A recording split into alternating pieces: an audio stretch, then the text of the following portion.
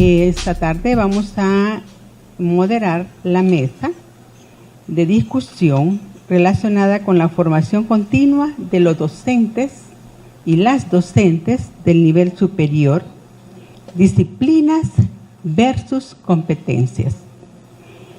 En esta mesa de discusión estaremos contando con figuras académicas de investigación que se desempeñan además en la Universidad Nacional Autónoma de Honduras. Tenemos al doctor Olvis Adalid Castro, que labora en el Instituto de Profesionalización y Superación Docente, al cual le damos la bienvenida y le agradecemos su participación. El doctor Olvis Castro, director del Instituto de Investigaciones Económicas y Sociales, Ricardo Matamoros, disculpen, Ricardo, es bienvenido, aunque me equivoque del nombre. La doctora Nancy Ochoa, coordinadora académica de Banca y Finanzas. Así que damos inicio en este momento con el doctor Olvis Adalid. Buenas tardes, bienvenidos a este evento académico, como es un congreso de docencia universitaria. Tenemos el tema de la formación continua de los docentes del nivel superior, disciplinas versus competencias. Empezamos diciendo que la formación continua o permanente, que se trabajan como sinónimos, pero más allá, yo voy a abordar el tema un poco más allá, que tiene que ver con el desarrollo profesional del profesorado universitario. Y el desarrollo profesional del profesorado universitario abarca la formación inicial y la formación permanente. Todos los que hemos hecho licenciaturas en diferentes áreas del conocimiento, ya sea abogacía, medicina, arquitectura, tenemos una formación inicial, ¿sí? Todos tenemos una formación inicial como ingenieros, como médicos, y posiblemente la hacemos en el grado, pero luego decidimos si hacemos una formación permanente o continua, que puede ser a través de una modalidad formal o de la modalidad no formal. Formal es con maestrías o con doctorados, y no formal puede ser con cursos de especialización, con seminarios, talleres o diplomados. En el tema del desarrollo profesional docente, particularmente hablando, cuando los profesores ingresan a la universidad, traen una formación, como ya lo dije, en su área disciplinar, como matemáticos, como ingeniero. Pero es, en este caso, el Instituto de Profesionalización y Superación Docente, en el encargado de dar la formación inicial para la docencia universitaria. Porque todos podemos tener un dominio de nuestra propia disciplina, pero otra cosa es tener un conocimiento pedagógico didáctico para desempeñarme como profesor universitario. En esos primeros 5 años, la literatura ya señala que los profesores tenemos temores, tenemos miedo para enfrentarlo con los estudiantes, pero por eso necesitamos entonces una formación pedagógica didáctica y un proceso de acompañamiento. En este caso, la universidad está dando sus primeros pasos a través de la mentoría. La mentoría como un proceso de acompañamiento que da un profesor mentor o experimentado y que además ha demostrado buenas prácticas y que se ha formado para ser mentor, que da acompañamiento a un profesor que se inicia o un profesor principiante. Para pensar el desarrollo profesional hay que pensar y considerar de que hay tres o más etapas por las que atraviesa el profesor universitario. Invernón, Marcelo, Denis Bayan trabajan todo este tema y se habla que hay 3 o más etapas en el desarrollo profesional. Primero es que nos iniciamos, tenemos una formación inicial, tenemos los primeros 5 años, pero luego pasamos a una etapa de consolidación de competencia. O sea, ya el profesor se siente incorporado a la universidad, ha tenido algún dominio de cierto nivel de competencias y que se puede tener un cierto nivel de seguridad para cumplir con las 3 funciones que le corresponden al profesor universitario.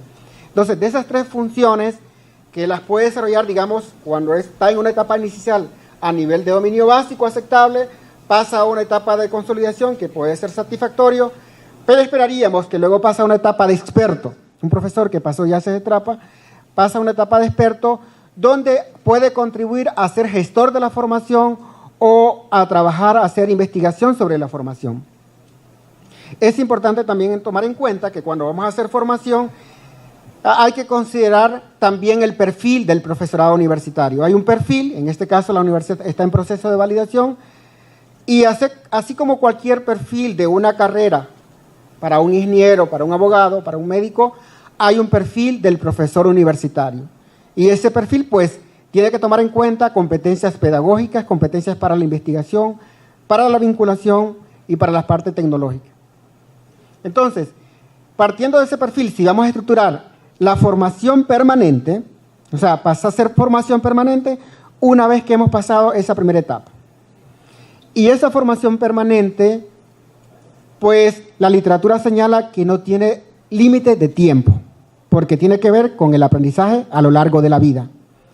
Un aprendizaje a lo largo de la vida implica que aprendemos desde que estamos en el vientre de nuestras madres, estamos aprendiendo. Y si el aprendizaje se da a lo largo de la vida, pues la educación se da y la formación a lo largo de la vida. Eso implica que nos jubilamos y aún seguimos aprendiendo. La formación permanente implica actualización en todas las dimensiones, en esa dimensión pedagógico-didáctica, en la dimensión de innovación, en la dimensión disciplinar y la dimensión de vinculación. Estructurar la formación para el desarrollo profesional, porque hay que pensar el desarrollo profesional, o sea, que empezamos y que nos vamos desarrollando. Entonces, en esa formación permanente hay que tomar en cuenta modalidades.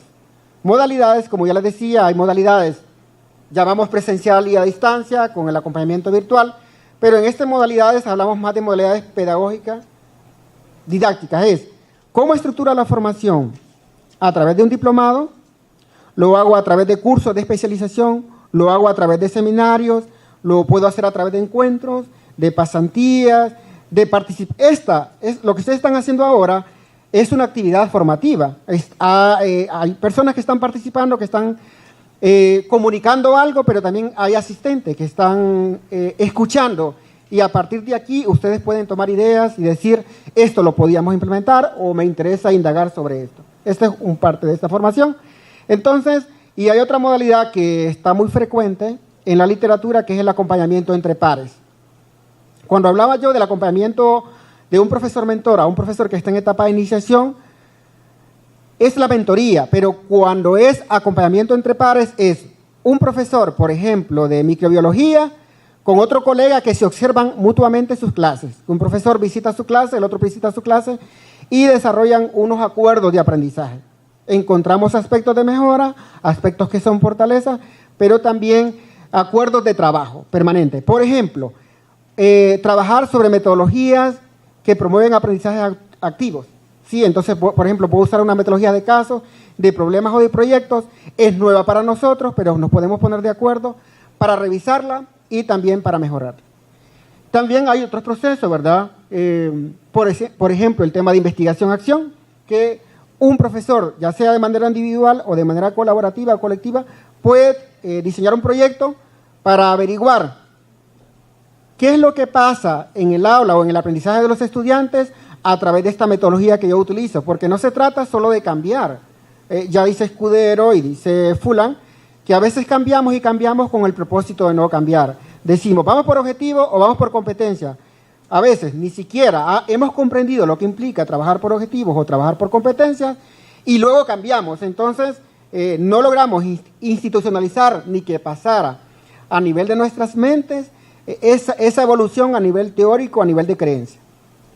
Otra de las ideas es que la formación permanente tiene que tomar como referencia un diagnóstico con esos propósitos.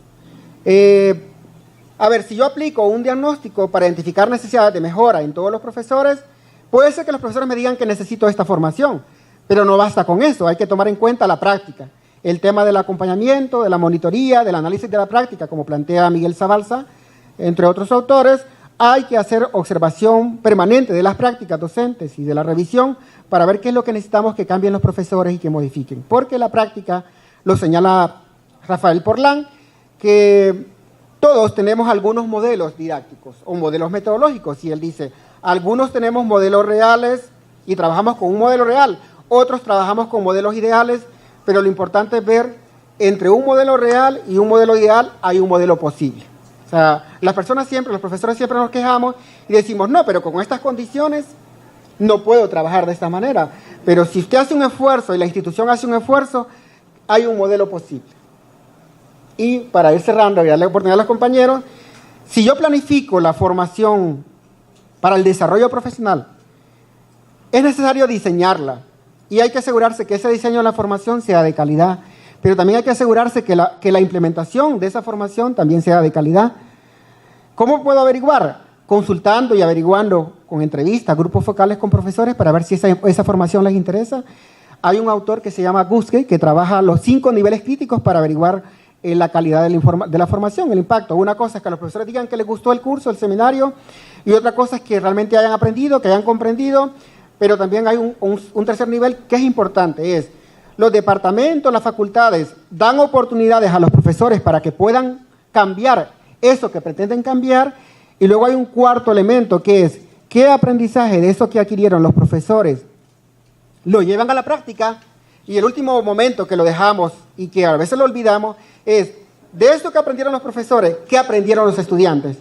¿Qué niveles de comprensión, de competencias, nivel de dominio obtuvieron los estudiantes? Y eso me requiere, como dicen, un auténtico impacto de la formación del profesorado universitario, porque la idea es que formemos a los profesores en coherencia a un modelo educativo, a unas normas académicas, pero no solamente a eso. El tipo de necesidades habla de que hay necesidades sentidas, lo que expresan los profesores, hay necesidades comparativas, lo que hacen nuestras universidades que están cercanas, pero también tiene que ver con la literatura. ¿Qué dice la literatura? La parte normativa de la ciencia, del avance, cuáles son las teorías, cuáles son las nuevas tendencias de enfoque desde las cuales hay que trabajar. Entonces, si hacemos esta formación tomando en cuenta estos elementos, hay que asegurarme de que la formación está impactando en el aprendizaje de los profesores y, por supuesto, en un aprendizaje organizativo de la institución. Damos continuidad entonces con la doctora Nancy Ochoa. Quiero agradecer a Dirección de Docencia por esta oportunidad. La verdad que son necesarios estos espacios de reflexión.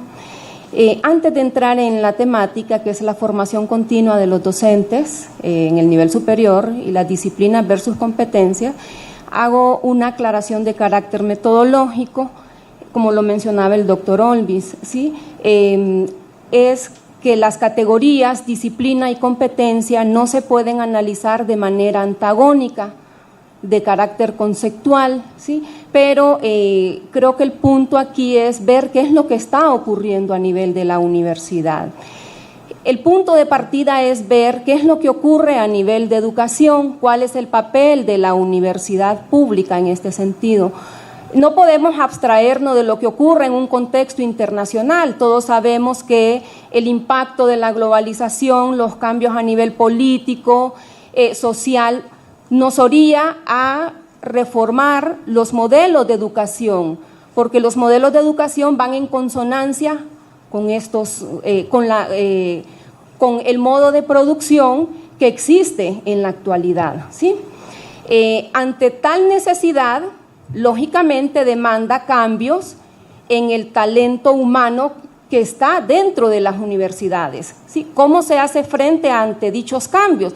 Pues precisamente es a nivel de la formación que pueda tener el docente, ¿sí? Entonces aquí estaríamos hablando ya del rol del docente o de cara a estos cambios que se suscitan a nivel internacional. El tema de la conceptualización de disciplina y competencia se complementan, ¿sí? La disciplina está más relacionada, como todos sabemos, con el área del conocimiento, el tema de la investigación, y la competencia, como lo define, como se define en el libro Tuning y otros autores, está más relacionado con la generación de habilidades, destrezas, pero ¿qué es lo que está ocurriendo realmente, ¿sí? En el contexto de la Universidad Nacional? Como es sabido, a partir de la Cuarta Reforma, en el 2005, el modelo de educación ha venido cambiando y hemos ido adoptando algunos enfoques diferentes, ¿sí?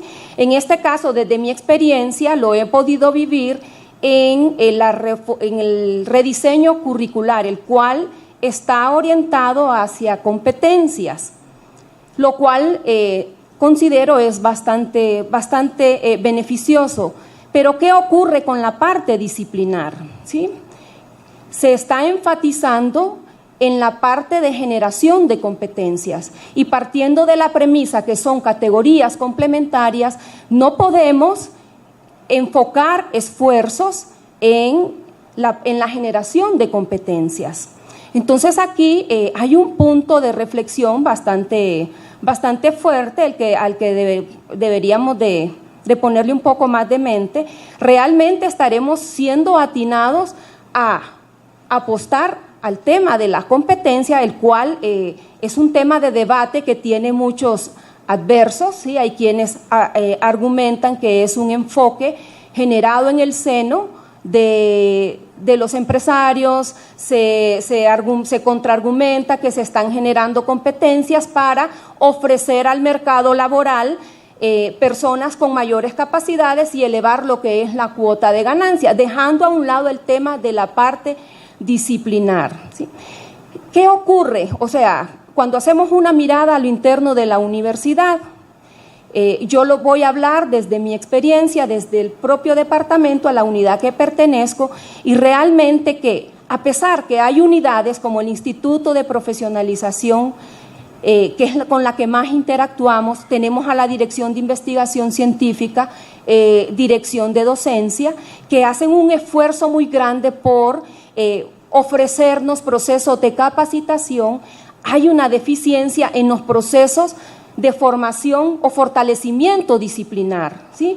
Hoy casualmente tuvimos una reunión con la directora del Instituto de Profesionalización que nos alegró muchísimo en el marco del relevo docente, en donde se nos hace ver, o el objetivo principal fue compartirnos que se va a fortalecer el tema disciplinar, o sea, una cuestión más individualizada para cada una de las unidades académicas. Ya para concluir, realmente que mi visión es más de abajo hacia arriba. Soy docente, cuando veo mi proceso de capacitación y el de mis compañeros, realmente que ha sido un esfuerzo propio. Y da pesar que, aunque sean esfuerzos propios, muchas veces no se nos reconoce esos esfuerzos, porque hay unidades en donde nos dicen su doctorado, su maestría o su especialización no es afín a lo que usted ha estudiado. Entonces ahí hay una contradicción, por un lado el tema de las demandas, pero por otro lado, ¿qué nos están ofreciendo? ¿Qué nos ofrece la universidad? ¿Sí? Realmente que, bueno, yo tenía aquí al final se me olvidó la presentación, una reflexión final, ¿sí? La voy a leer, si es una reflexión propia, ¿verdad? Yo concluyo que la relación de correspondencia entre la celeridad con que ocurren los cambios que se producen en el mundo contemporáneo como resultado de la globalización y la conveniencia y necesidad de acrecentar el acervo intelectual de los docentes para hacer frente a aquellas demandas, lo que a su vez es refrendado por la función trascendental de la Constitución de la República de Honduras, le atribuye a la universidad en lo que concierne al desarrollo, como también es muy visible el hecho de que el modelo educativo fundamentado en las competencias no tira a ese mismo horizonte, ¿sí? O sea, el modelo de competencias, aclaro, no estoy diciendo que es malo, pero tiene que haber un equilibrio entre la parte disciplinar y la parte de las competencias, ¿sí?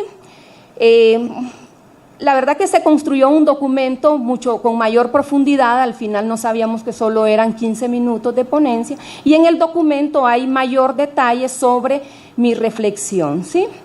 Y bueno, para finalizar, yo tenía ahí que el agradecimiento a las unidades que están haciendo de su parte, pero que realmente hace falta mucho más para fortalecer el talento que es indispensable para mejorar o impulsar el modelo educativo, ¿sí? Muchas gracias.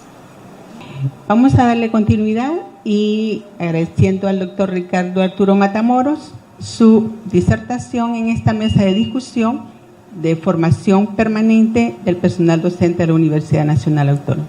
Bien. Muchas gracias. Buenas tardes a todas y todos. después de escuchar la participación de mis compañeros de panel, quisiera de repente hacer una especie de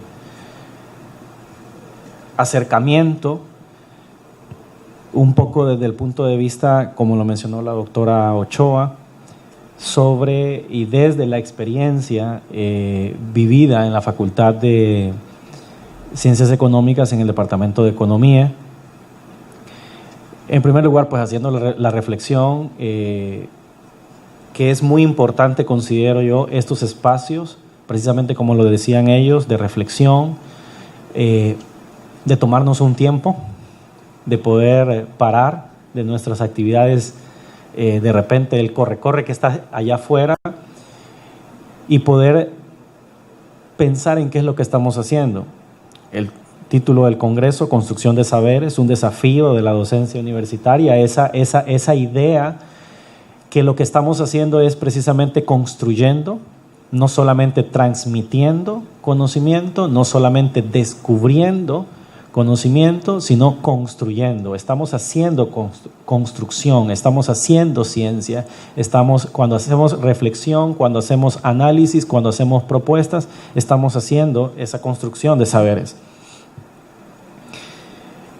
Y en bajando desde ese paraguas un poco más grande hacia este tema de la formación continua de los docentes a este nivel, el nivel superior, en primer lugar, ante el reconocimiento, como lo decía la doctora Ochoa, en este mundo en el que la velocidad en la que se duplican los conocimientos, en la que los conocimientos nuevos surgen y se divulgan a nivel de todo el planeta, son cada vez más rápidos. La formación continua, y como decía el doctor Olvis, en realidad ya no es ni siquiera un cuestionamiento de si se debe hacer, sino que más bien es cómo lo vamos a hacer, cómo nos vamos a enfrentar a esos retos, cómo vamos a estar actualizados sin morir en el intento, diría yo. Es un asunto de alta prioridad que debe ser comprendido a nivel institucional, a nivel de las facultades, a nivel de los departamentos, a nivel de cada uno de nosotros como docentes.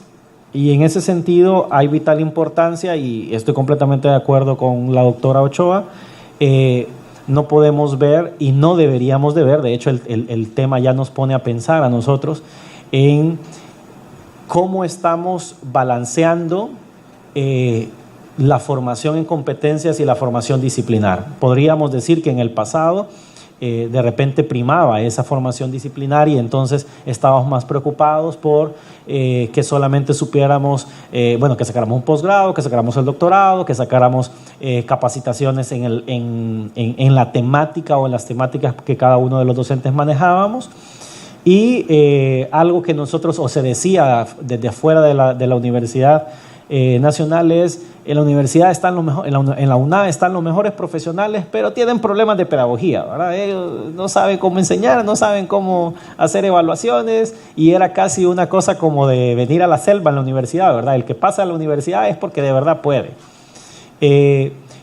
Hemos hecho el reconocimiento que como institución estábamos fallando en ese sentido, porque la formación pedagógica, porque la formación en competencias docentes para la transmisión del conocimiento, para la generación de conocimiento y para la construcción de ese conocimiento también es clave.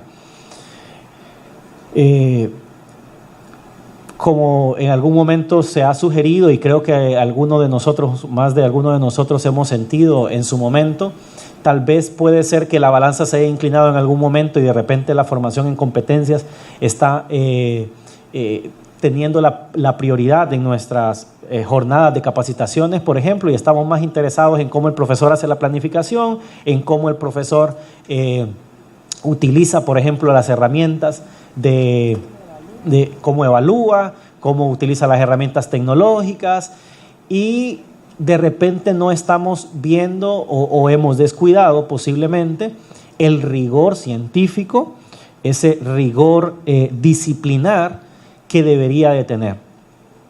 Algo que creo que como experiencia dentro del marco del rediseño de la carrera de economía, del cual me ha tocado participar, creo que ha servido como una especie de diagnóstico para poder identificar tanto fortalezas, pero quisiera decir en este caso debilidades, precisamente con la visión de poder mejorar, tanto en la formación de competencias de los docentes, del personal docente, pero también en el área disciplinar. Porque cuando uno evalúa una malla curricular, por ejemplo, comparándola en base a los resultados de un benchmarking, uno se puede dar cuenta qué tan atrasado estamos, ¿sí? Como carreras, por ejemplo, en la enseñanza de ciertas temáticas. Y eso entonces dice mucho en el sentido acerca de las necesidades y de esas debilidades que en todo caso deberíamos de fortalecer en el campo disciplinar. Lo mismo en el área de las competencias. El punto aquí es esos procesos de rediseño como esos instrumentos para poder identificar esas debilidades precisamente con esa visión de mejoras. Estamos seguros que, estoy convencido de que la formación en las disciplinas y esa orientación nos ayudará precisamente a asegurar esa construcción del conocimiento, como lo que los decía, y algo que, por ejemplo, hemos perdido de vista a veces aún a nivel de los posgrados, y es el nivel de especialización. Deberíamos de ir a nivel, desde las disciplinas, apuntar hacia esa dirección en la cual el mundo cada vez se dirige más. Estamos en un mundo cada vez más especializado. Ya en realidad la generalización es en muy pocas disciplinas, por ejemplo, una norma.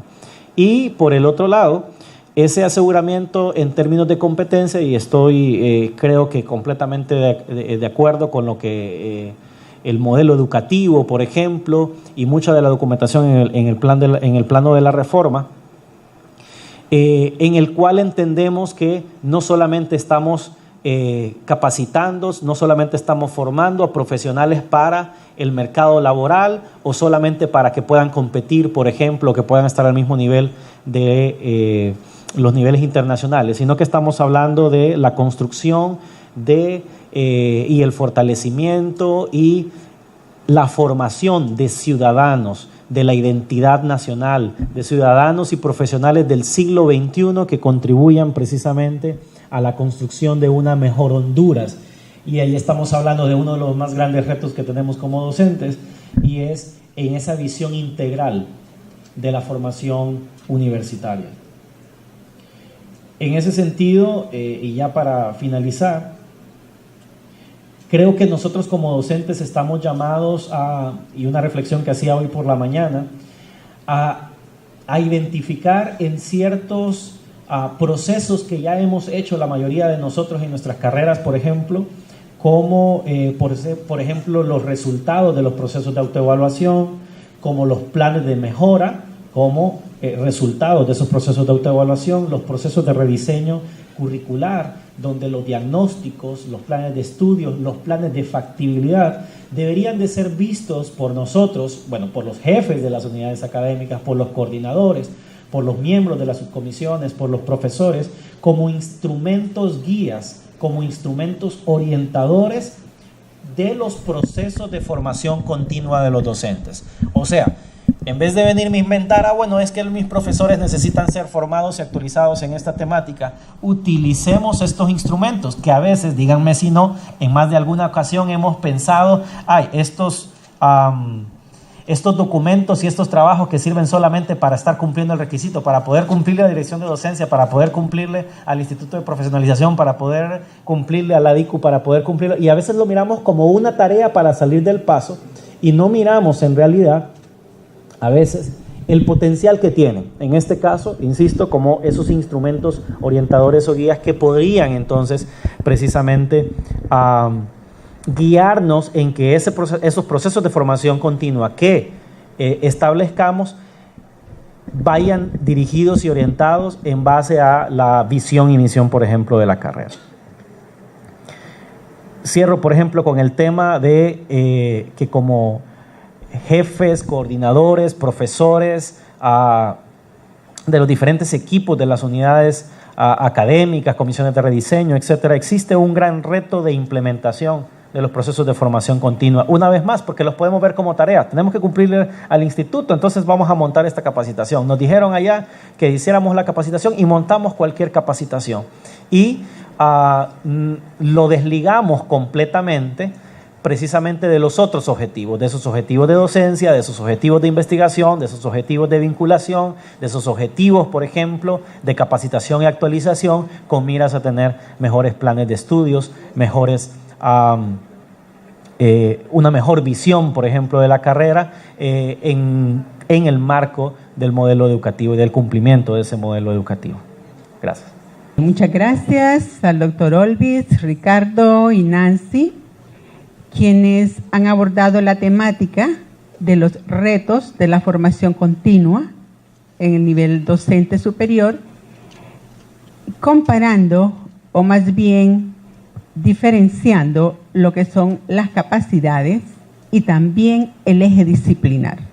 ¿A qué se le está dando relevancia o se identifican en el proceso de desarrollo curricular las debilidades a nivel disciplinar, pero qué estrategias se están utilizando o diseñando para que al mismo tiempo que con la velocidad que sucede y cambia y se mueve la información, el conocimiento y la tecnología, también el personal docente logre asimismo potenciar capacidades y dominio de la disciplina científica. A continuación, vamos a darles a conocer a los participantes expositores las preguntas que han sido presentadas por los compañeros y compañeras que asisten a esta mesa de discusión. Para la doctora Nancy Ochoa y el doctor Olvis, bueno, para los tres, y el doctor Matamoros, la pregunta es: ¿qué está haciendo en relación o qué se está haciendo en relación a los cambios de la formación docente a nivel superior y bajo qué modelos? Sigue la UNA. Si quieren, leo las diferentes preguntas para que al final cada quien dé su participación. A la doctora Nancy Ochoa: ¿cómo la universidad o de qué manera la universidad puede obligar a hacer que los jefes permitan o investiguen cómo capacitar a los docentes en el área disciplinar? Ya que, por ejemplo, en el área de los docentes los cursos son limitados y casi no se dan permisos. Pregunta abierta a los panelistas: en algunos departamentos en los que la UNA no tiene maestría y que la universidad lo exige a algunos jefes no considerar los cursos y capacitaciones en el área disciplinar, ¿cómo hacer cambiar esa mentalidad? Pregunta abierta también: en este siglo XXI, que la tecnología está obligando a adaptarnos a ella, ¿creen ustedes que el docente esté obligado a capacitarse constantemente en tecnologías emergentes aplicadas a la docencia? ¿Y de qué forma hacerlo en el trabajo cotidiano del personal docente? Voy a abordar respecto a la pregunta 1, que decía qué se está haciendo respecto a los cambios en la formación y bajo qué modelo. La universidad, les cuento así rápido, en el 2016 firmó un convenio con la OEI, un proyecto de cooperación relacionado al tema de la formación y certificación de competencias docentes. En las normas académicas dice que es el instituto el responsable de gestionar un programa de formación permanente de los profesores, pero a la vez es responsable de un sistema de certificación de competencias. Bueno, habló que certificación es una cosa y acreditación es otra cosa. ¿Bajo qué modelo? En particular no se ha dicho un modelo, este modelo en puntual, pero sí se parte desde una perspectiva más amplia, que es el desarrollo profesional. Y cuando hablamos de desarrollo profesional, caben muchas alternativas y muchas modalidades y muchas estrategias. Porque si partimos que el centro de la formación es el aprendizaje de los estudiantes Y por supuesto, el centro de la formación es el aprendizaje de los profesores. Los profesores aprenden de muchas maneras, así como los estudiantes aprenden de muchas maneras. Algunos hablan de cómo hay modelos más sociocríticos, más constructivistas, más humanistas, pero hasta este momento no se ha dicho este es el modelo. Lo que sí partimos es de un perfil. Hay un perfil del profesorado que se diseñó y está a nivel de borrador. Les cuento así rapidito. Se revisaron las tendencias, los planteamientos de Miguel Zabalza, que hace poco lo tuvimos por aquí, que es el experto en el tema de la formación, los planteamientos de Perenao, que trabaja todo este tema de evaluación de competencia, Mastorello, Víctor Rojo, muchos autores que trabajan el tema de la formación y de las competencias. Y lo que ellos recomiendan es partir de un perfil. Hay otro autor que se llama Javier Paricio, que trabaja y construye, en el caso del contexto de España, un documento que se llama El Marco del Desarrollo Profesional del Profesorado Universitario. Y en ese marco del desarrollo profesional, ellos establecen que la formación se debe tomar en cuenta pensando en la calidad del aprendizaje de los estudiantes y de los profesores. Porque dependiendo cuál sea nuestro planteamiento para definir qué docencia es de calidad o qué investigación es de calidad o de qué vinculación es de calidad, entonces a partir de esos criterios que yo defina, voy a decidir la formación y voy a estructurar la formación.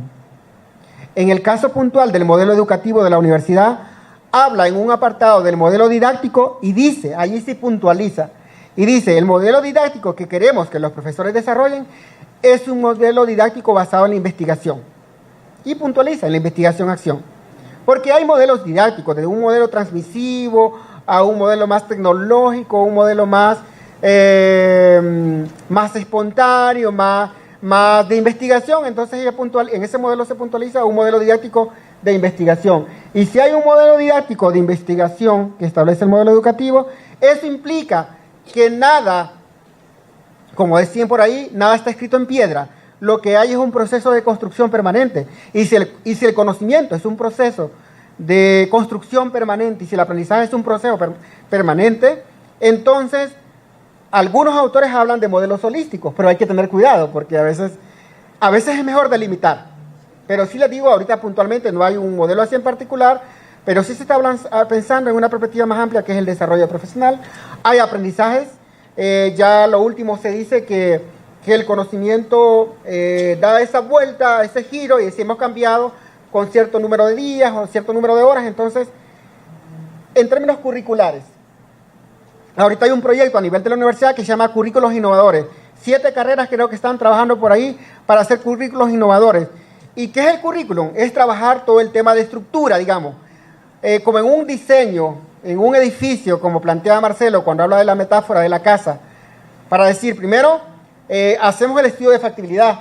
En ese terreno vamos a construir un edificio, pero hay que ver implicaciones ambientales, implicaciones técnicas, si ese terreno no se hunde. Entonces así pasa con el tema de la formación. Esta formación que vamos a dar por los profesores, ¿a qué responde? ¿A qué necesidad? Si yo planteo este enfoque, que vamos a basar la formación en un enfoque de competencias, pero si esto está durante 10 años, hay países que ya vivieron la experiencia y nos pueden dar lecciones aprendidas. ¿Cuáles son los criterios perdurables? ¿Sí? ¿Cuáles son los criterios que pese a los cambios van a estar por algún tiempo? Y entonces, si pensamos en la formación centrada en el aprendizaje, pues hay muchas cosas que cambian, cosas que quedan en términos didácticos. ¿Cómo hago innovación curricular? Revisando los contenidos, actualizando los contenidos, tomando posturas. El mismo modelo educativo ya lo dice. Hay ejes temáticos que tienen que tomar en estos criterios. ¿Qué criterios se deben tomar en cuenta para seleccionar contenidos? ¿Son todos los contenidos que están en la literatura, en Wikipedia y en todo lugar? No. Son contenidos con criterios. ¿Es toda la metodología? Tampoco. Hay que seleccionar. Y dice Zabalza, dice, no hay un método de enseñanza malo o bueno en particular. Depende de la finalidad. Si usted quiere trabajar la parte teórica y la parte de asimilación, elija unas modalidades. Si usted quiere que trabajar más la parte práctica de análisis y tal situación, elija de X modalidades. Entonces, ¿cuál es el mejor modelo? Diríamos, el que mejor responde a la necesidad de formación del profesor y a la necesidad de formación del estudiante. Hay una pregunta relacionada con, creo que dice, ¿cómo obligar a la coordinación o a los jefes para mejorar la parte disciplinar? ¿Sí? Creo que obligar es un tanto erróneo. ¿En qué sentido? Es una obligación de cada unidad académica identificar cuáles son las necesidades disciplinares, ¿sí? Pero difícilmente también se hace de manera aislada. Una manera de poder fortalecer esa parte disciplinar es interactuando o estando un poco más cerca con las unidades especializadas o que les corresponde el tema de la formación continua. Por ejemplo, vuelvo a rescatar el ejemplo del Instituto de Profesionalización, el cual nos da una buena noticia en cuanto a la formación disciplinar. Es un trabajo en equipo. Yo mencionaba también el tema de la formación personal, de la formación que uno hace por méritos, por decisión propia. Eso debería de elevarse a otro nivel y ver de qué manera se coordina con la universidad en su totalidad, ¿sí? Entonces sería muy difícil obligarlos. Otra forma de identificar esas debilidades disciplinarias se está materializando en los rediseños curriculares al cual estamos inmersas la mayoría de las carreras en la universidad. Ahí, aparte de identificar el tema de competencias, también se está fortaleciendo el tema disciplinar. Y creo que esa misma pregunta hablaba sobre el tema de los permisos. Sí, es que ese también es un problema que tenemos. Nos exigen formación continua, nos exigen estar a tono, pero con la misma carga académica. Y eso es un tanto contradictorio. Y yo lo puedo mencionar desde mi postura, ¿verdad? Hago un montón de funciones y como docente, como coordinadora, es difícil dedicar tiempo para el fortalecimiento disciplinar. Creo que aquí es donde deberíamos de entrar en reflexión y tal vez de aquí mismo, de este congreso, salgan las luces para ir mejorando estos elementos, ¿sí? Entonces a mí me dejaron las otras dos. ¿Ese es el tema? No es broma. De la tecnología. Sí, bueno, la última respecto a la capacitación en tecnología, creo que con eso hay que tener cuidado, ¿no? O sea, podemos caer en la tendencia y si caemos en eso vamos a tener un problema, ¿sí? Porque una vez más, con el ritmo en el que se mueve el conocimiento, con el que se incrementa el conocimiento, en lo que usted está terminando de utilizar una herramienta, estaba terminando de capacitarse, de aprender a utilizar una herramienta o un software, en realidad ya está otro nuevo, ¿no? Entonces, si es de esa manera, pues nunca vamos a terminar. Creo que en la misma medida del tema de los modelos, tiene que ser producto de una reflexión. No es aprender la tecnología porque sí, aprender el software porque sí, aprender esta técnica, esta aula porque sí, sino tener claro, en primer lugar, la visión de la carrera, los objetivos de la carrera, el perfil profesional, ese perfil, como decía el doctor, del profesional que va a salir de nuestro departamento y entender entonces cuáles son, y definir, ni modo, nos toca hacer una delimitación, una selección de aquellas plataformas, de aquellas herramientas que resulten ser mejor. Y en ese sentido, creo que también se debe hacer un espacio de reflexión dentro de los departamentos, porque a veces lo que resulta ser es que se enseña a los estudiantes el software que yo sé usar, el que yo aprendí, pero eso no necesariamente garantiza que es el mejor o el más adecuado para enseñar en esta disciplina o en esta carrera, por ejemplo. Entonces, en ese sentido, sí creo que hay que tener un poco de cuidado. No se trata de recibir capacitación en el uso de herramientas tecnológicas solo porque sí, sino que en realidad debe ser una selección inteligente de esas capacitaciones y de esas tecnologías.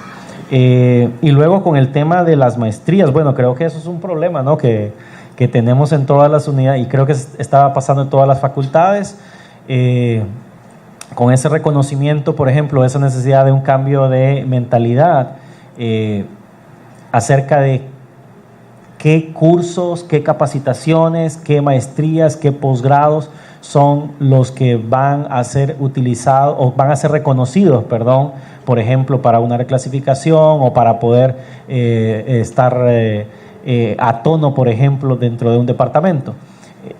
Para mí no tiene sentido, ¿verdad?, que necesariamente, entonces, un licenciado en economía tiene que sacar una maestría en economía y tiene que sacar un doctorado en economía, y entonces es una persona que va a tener una sola visión. No, o sea, no sé. Pero por el otro lado deberíamos de reconocer, porque si solamente el objetivo de la capacitación docente, por mi parte, pongámonos, y yo quiero cerrar con esto, ¿no? Si como docente el único propósito de irme a estudiar una maestría, de irme a estudiar un doctorado, de irme a sacar un curso, si el único propósito es lograr la reclasificación, bueno, ahí creo que hay un tema de reflexión ética y de casi de vocación que hay que hacer, ¿verdad? O sea, en realidad lo estoy haciendo solamente, lo cual es válido, pues hacerlo por ese motivo, pero no como único, porque de hacerlo así, entonces lo que vamos a tener, asumamos que vamos a reconocer, nos va a reconocer todas las capacitaciones, pero va a llegar un momento en el que, bueno, pero ya llegué al tope, entonces ya los docentes ya no nos vamos a querer capacitar, ya no nos vamos a querer actualizar, porque como ya no va a existir el incentivo, ¿sí? Entonces creo que ahí creo que todos en algún momento nos hemos puesto a pensar, esto de ser docente es un asunto de vocación, ¿no? Esto de ser profesor universitario es un asunto de vocación y no solamente un tema de un empleo. Lo dejaría ahí, o sea, creo que definitivamente sí deberíamos de platicarlo entre las unidades académicas, etcétera. Sí hay que librar una lucha, porque el tema de la evaluación y el tema del reconocimiento de las capacitaciones, de los posgrados, acerca de qué es lo ideal, si eso contribuye o no al desempeño de ese docente, creo que sí se está manejando de una manera un poco rígida, pero tampoco creo que sea la solución. No sé si mis compañeros de panel tienen algo que decir sobre ese tema. Bien, con el tema de las inquietudes de los profesores, que les den tiempo, que no les den tiempo, qué formación hago, es obligatoria, es opcional, ¿cómo la hago? Esa es la idea que estamos trabajando, del plan de desarrollo profesional, que lo empezamos el año pasado, esperamos que por lo menos, sea aprobado por lo menos más tardar a mediados del otro año, donde organiza la formación para profesores que están iniciando, para profesores en formación permanente y luego formación de mentores. Entonces, ahí se está trabajando con estructura, de tal manera que quede ahí claro cuál es la formación y un calendario actualizado a final de año para que el siguiente año el profesor ya esté consciente o esté informado de qué formación va a establecer, porque va a haber una oportunidad de canalizar, que es a través del plan individual de desarrollo. O sea, usted como profesor, eso es lo que se está planteando, ojalá que sea aprobado de esa manera, que el profesor, a través de un proceso de análisis de su práctica, de un proceso de acompañamiento y de formación, pueda trabajar un portafolio. En ese portafolio debe sistematizar, si ahí dice que va a usar un caso, que tiene que mostrar las evidencias del caso que diseñó, tiene que mostrar evidencias de las reflexiones de la aplicación de ese caso, pero tiene que mostrar una reflexión de la evaluación a su desempeño como profesor. El profesor tendrá que decir, bueno, yo reconozco que tengo estos aspectos de mejora, pero también mis estudiantes reconocen que yo debo mejorar en esto. La institución plantea un nuevo modelo educativo que hay que formarse, y yo del tema de vinculación me formaría en este aspecto, del tema de innovación lo haría de esta manera, del tema pedagógico lo haría de esta manera. Entonces vamos tratando de ordenar para que los profesores tengan una línea o un itinerario formativo al que seguir. Posiblemente algunos, después de pasar la etapa de iniciación y consolidación, podrán decir, no, a mí me gustaría profundizar en temas de vinculación y me gustaría ser formador en vinculación o gestor de vinculación, o me gustaría profundizar en el tema de investigación o en mentor. ¿Cuál es mi prioridad? Y hay que reconocer que no todos somos buenos para todos. Y si lo quisiéramos hacer todo, pues en algo vamos a ser buenos y en algo no. Bien, solicitamos a nuestros participantes a que permanezcan por favor en la mesa y daremos participación a la licenciada Ana Herrera, docente de la Facultad de Ciencias Económicas, quien nos hará la relatoría de los temas expuestos por los doctores ya mencionados.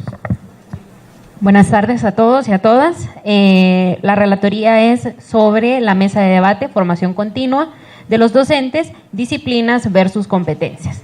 Las principales conclusiones que se obtienen de esta mesa de debate son que el desarrollo profesional docente tiene que tener como base la formación en el área profesional del profesor, el conocimiento pedagógico didáctico para desempeñarse como profesor y los procesos de acompañamiento que puede brindar la universidad. En segundo lugar, es importante recordar que el aprendizaje debe de darse a lo largo de la vida, es decir, la formación debe de ser permanente para todo profesor universitario para estar actualizados. En tercer lugar, identificar las metodologías pedagógicas adecuadas para las clases por experiencias en conjunto con otros profesores, es decir, el acompañamiento entre pares. En tercer lugar, a través de estas metodologías pedagógicas, diseñar y evaluar la calidad de la formación docente que se puede brindar en la universidad. Y recordar que el impacto de todo esto de la formación docente se va a explicar por el grado de aprendizaje del estudiante. Seguidamente, la formación continua se puede visibilizar en los rediseños curriculares de las carreras o unidades académicas de la universidad. Es importante recalcar que las disciplinas y competencias son categorías complementarias, más no antagónicas.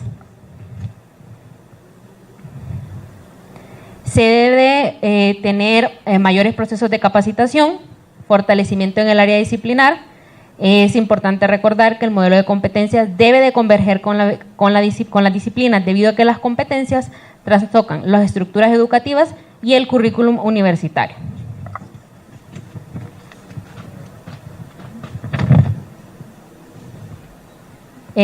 Ya para finalizar, la formación pedagógica para el desarrollo del conocimiento es clave, debido a que los docentes son los llamados en ciertos procesos de cada carrera para brindar herramientas, guías y orientaciones como un proceso de formación continua de los profesores, orientándolos a cumplir con la visión y misión de las unidades académicas respectivas. Y uno de los mayores retos que se plantearon aquí dentro de la mesa es la implementación de capacitaciones ligadas con objetivos de docencia, investigación y vinculación para cumplir con los objetivos del modelo educativo. Excelente, muchísimas gracias a la licenciada Ana Herrera. A continuación tendremos también la participación de la compañera Irma Herrera, no sé si son familia, creo que no, de la Dirección de Docencia, quien tendrá un reconocimiento para nuestros participantes en esta mesa de discusión. Muchas gracias. En nombre de la Dirección de Docencia, queremos hacer entrega a los panelistas de un diploma de reconocimiento por haber colaborado con nosotros. El diploma dice así: Primer Congreso de Docencia Universitaria, Universidad Nacional Autónoma de Honduras, Vicerrectoría Académica, Dirección de Docencia, otorga diploma de reconocimiento como panelista a Nancy Karina Ochoa Mesa por su colaboración en el desarrollo académico del Primer Congreso de Docencia Universitaria, Construcción de Saberes, un desafío para la docencia universitaria, con una participación de 30 horas, celebrado en la ciudad universitaria 25, 26 y 27 de septiembre de 2018, Tegucigalpa, MDC, Honduras. Firma la máster Belinda Flores de Mendoza, vicerrectora académica, y la máster Magda Elsie Hernández, directora de docencia.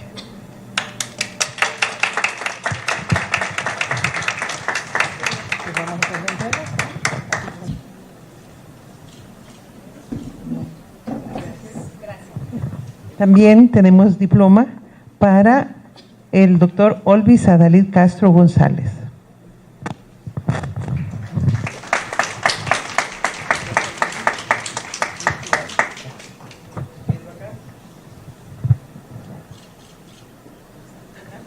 Tenemos diploma también para el doctor Matamoros, Ricardo Arturo Matamoros Moncada.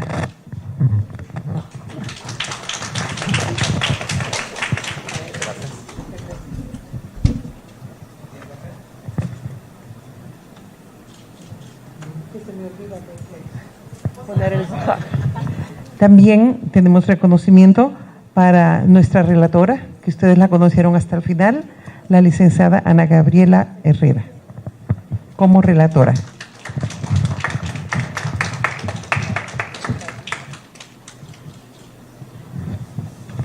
Y nos falta la otra persona también que hizo que este panel fuera tan activo, la doctora Daisy Noemí Gallardo López.